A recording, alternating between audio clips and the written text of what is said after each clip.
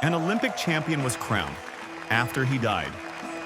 In the next few minutes, you'll see why in Greece, glory cost bones, blood, and silence. Stay, because you'll understand how someone can win without a pulse. Welcome to Lost History, where you learn without getting bored with scenes you won't forget. We think of ancient Greece and see marble, philosophy, and democracy.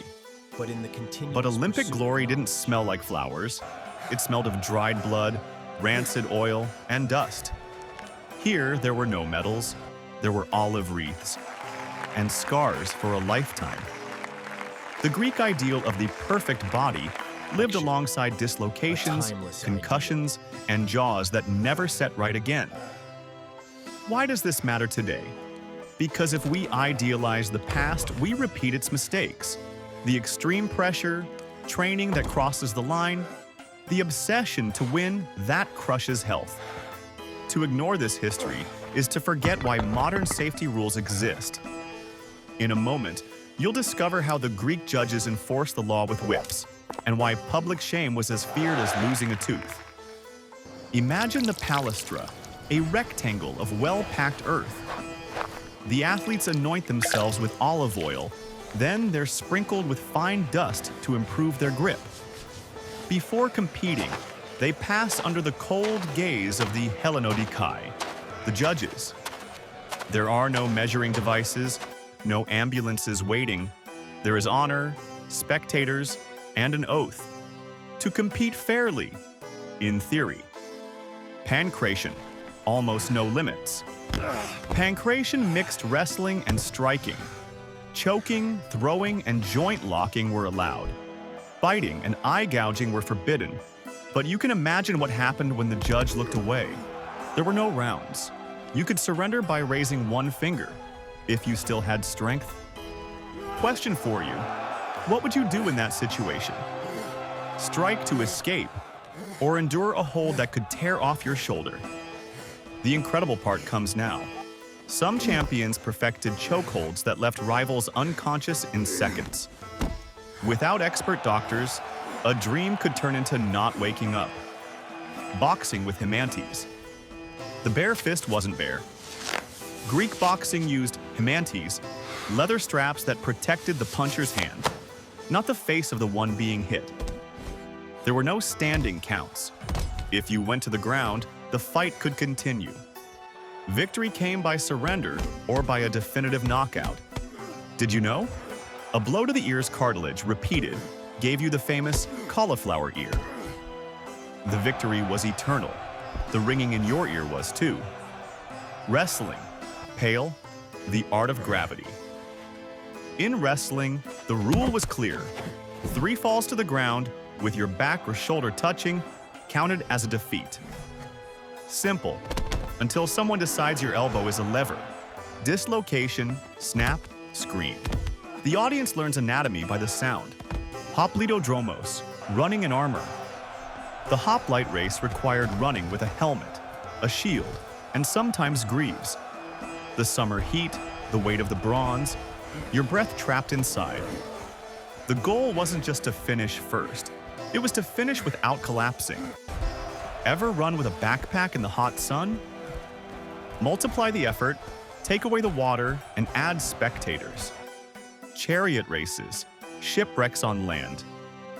In the hippodrome, one slip on the turn and the chariots piled up like broken timber. They were called shipwrecks. Runaway horses, drivers dragged by the reins. The glory was for the owner of the team, not for the driver who was risking his life. Which sport do you think had the most deaths? There's no official report. But if I had to bet, I'd look where speed, weight, and friction with the ground all met. The hippodrome and pankration. In a moment, you'll discover how the Greeks punished cheating with a humiliation carved in stone. Training until you break. There were no elite trainers or modern periodization. There were pedo-tribes, trainers, and ellipts, masseurs, oilers. Their method, discipline and repetition. Days of blind effort, little recovery.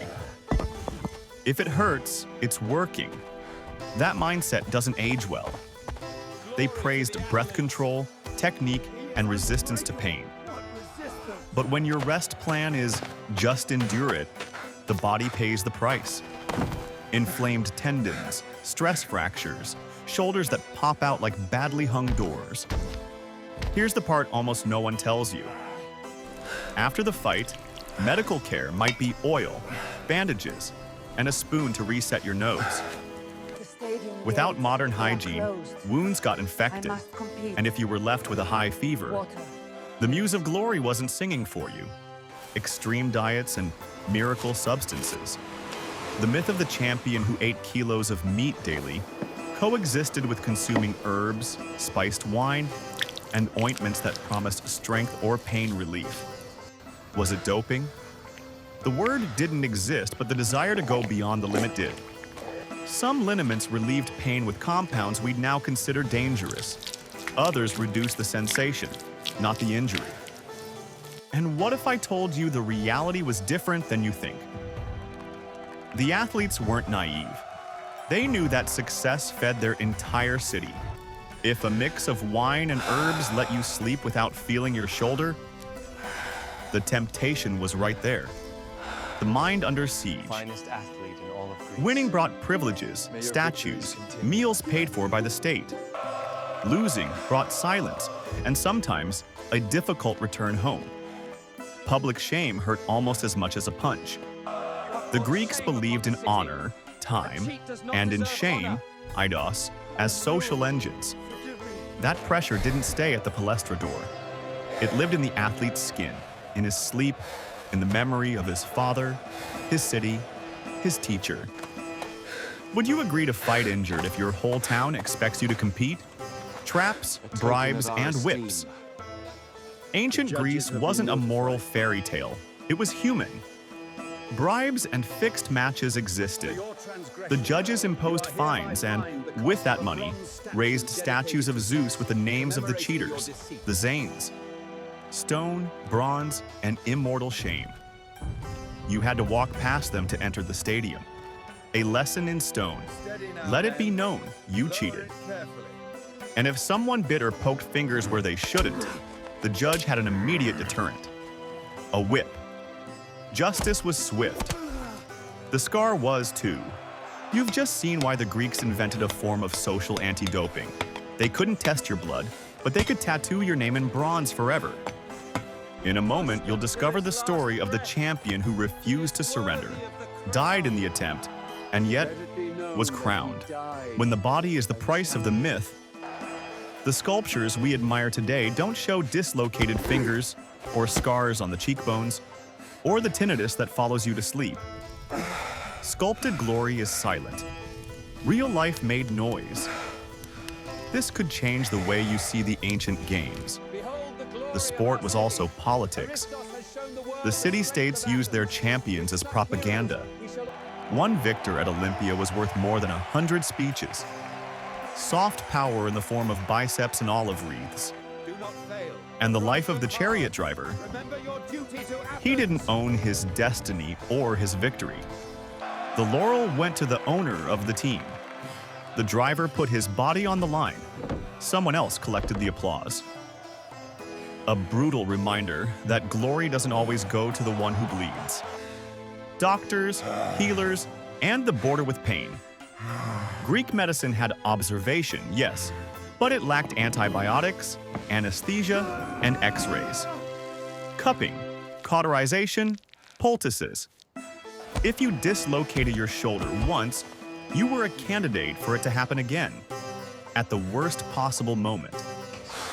The champions learned to live with the pain, to hide it, to turn it into a mask.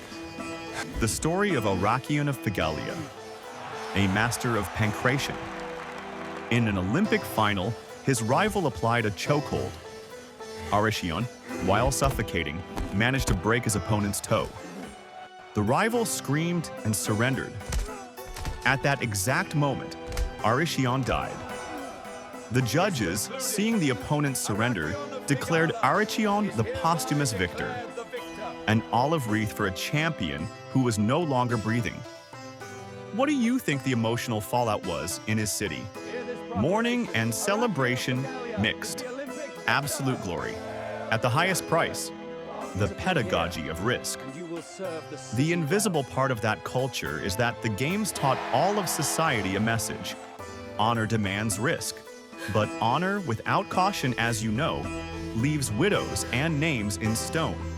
The part that almost no one tells you is that the nobility of fair play was often an aspiration more than a reality. There were fair judges and there were bribes. There were virtuous champions and there were others who gouged eyes when the dust was kicked up.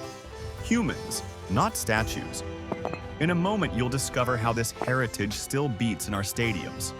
Let's recap. Beyond the olive wreath, ancient Greece hid a catalog of dangers. Contact sports where surrendering was a luxury and passing out was a mortal risk.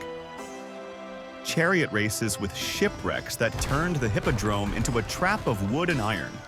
Training without sufficient rest, extreme diets, and remedies that numbed the pain, not the injury. Social pressure that embraced the winner and forgot the loser.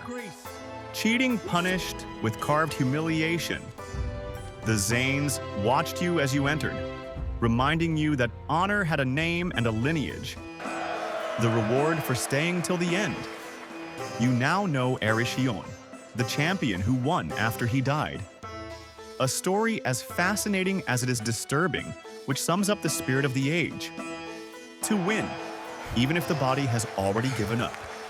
And now, look at yourself in that ancient mirror. Today we have helmets, video-assisted referees, and ambulances.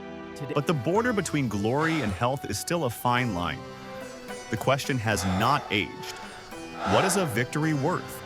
Imagine those statues at sunset.